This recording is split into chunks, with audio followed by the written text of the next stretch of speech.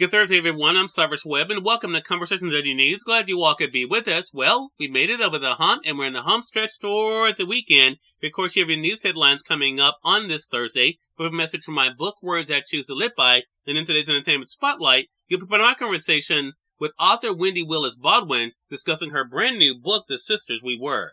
Enjoy today's broadcast. For Conversation Daily News, I'm Cyrus Webb with their Thursday headlines. In national news, Wes Moore sworn in as Maryland's first black governor.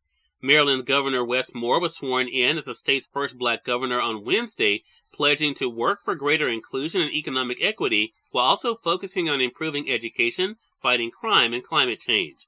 Moore, after being introduced by Oprah Winfrey in front of the Maryland State House, noted that the state is one of the wealthiest in the nation, but he also described it as asset-rich and strategy-poor.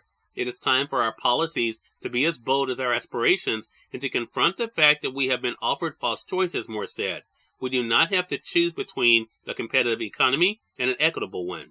The 44-year-old Democrat, who won in a landslide in November, also committed to fighting violent crime. Many Maryland residents have grown weary in their faith in government's ability to keep them safe. In Baltimore, Maryland's largest city, homicides surpassed 300 for the 8th year running last year.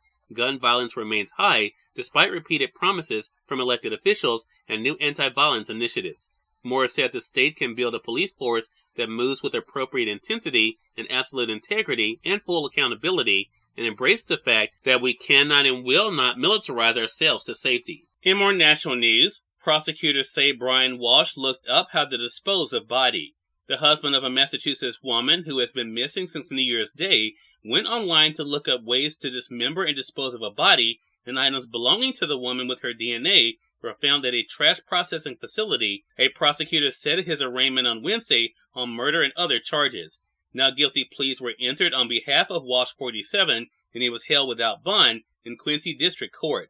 Dressed in a gray sweater and beige pants, he stood expressionless as the prosecutor laid out the state's case and did not speak except to say, "I do," when asked by the judge if he understood the charges. Walshe was already in custody on $500,000 bond after pleading not guilty earlier this month to misleading investigators searching for Anna Walshe, 39, whose body has not been found. The couple, who have 3 young children who are now in state custody. Investigators found January 3rd surveillance video of a man resembling Walshe throwing what appeared to be heavy trash bags into a dumpster at an apartment complex, which is not too far from where they lived. Surveillance also showed the defendant's Volvo, as well as a man fitting the defendant's appearance, exits the car near the dumpster. He walked to the dumpster carrying a garbage bag. He's leaning, and it appears to be heavy, as he has to heft it into the dumpster, investigators say. In international news, NATO warns of Russia's long war in Ukraine, but vows to be ready. Russia is preparing for an extended war, so NATO must get ready for the long haul and support Ukraine for as long as it takes, the announced Deputy Secretary General told military chiefs from across Europe on Wednesday. Speaking at the opening of the military chiefs meeting in Brussels, the Deputy Secretary General said NATO nations must invest more in defense, ramp up military industrial manufacturing, and harness new technologies to prepare for future wars. As Russia's war on Ukraine nears the 1-year mark, NATO chiefs are expected to discuss how allies can expand the delivery of weapons, training, and support to Ukraine in the coming months, and how they can further shore up their own defenses. In entertainment news, Snoop Dogg, Gloria Estefan, and Sade make it to Songwriters Hall. Snoop Dogg, Gloria Estefan, Sade, and others have been chosen to join the Songwriters Hall of Fame, a class that includes the writers of such varied hits as Man in the Mirror, Drop It Like It's Hot, and Rhythm Is Gonna Get You.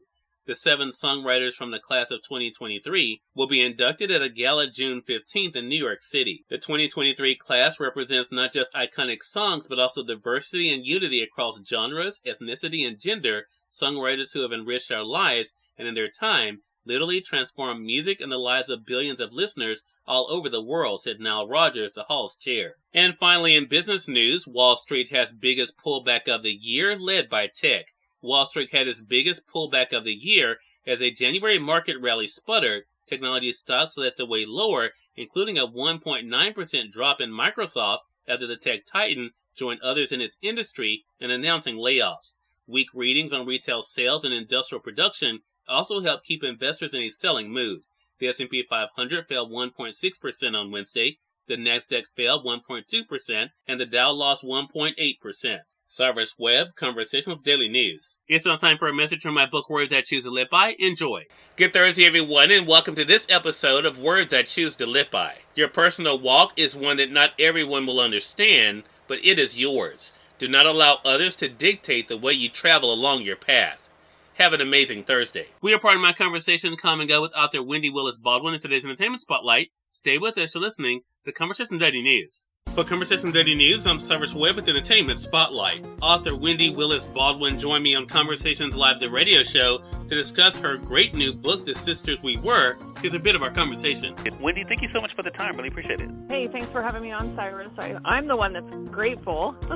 Look, the pleasure's definitely all mine. Well, this is such a great book. I want to first of all shout out Leslie at Open Book Publicity for connecting the two of us, because when she first pitched me the book, I thought, oh my goodness, I loved the idea initially, and then diving into it, Wendy, which is such an experience. So I want to talk about for you, I mean, now that the book is out for literally the world to enjoy, what has it been like for you to kind of share this with the world? Well, I'll let you know.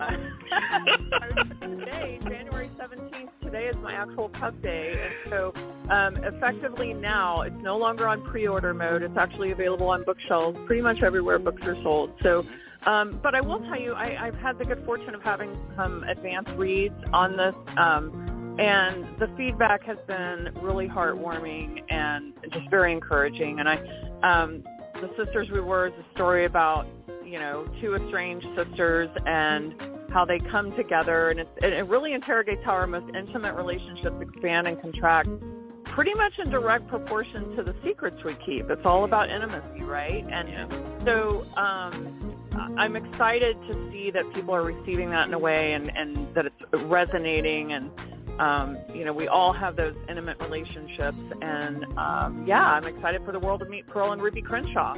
Cyrus Webb, Conversations Daily News. We thank you all for tuning into this edition of Conversation Daily News, but better on tomorrow to wrap up this week. Until then, I'm your host, Cyrus Webb, saying as always, enjoy your day, enjoy your life, enjoy your world. Thank you all for choosing Conversation Daily News today. Now let's go make today amazing. Take care.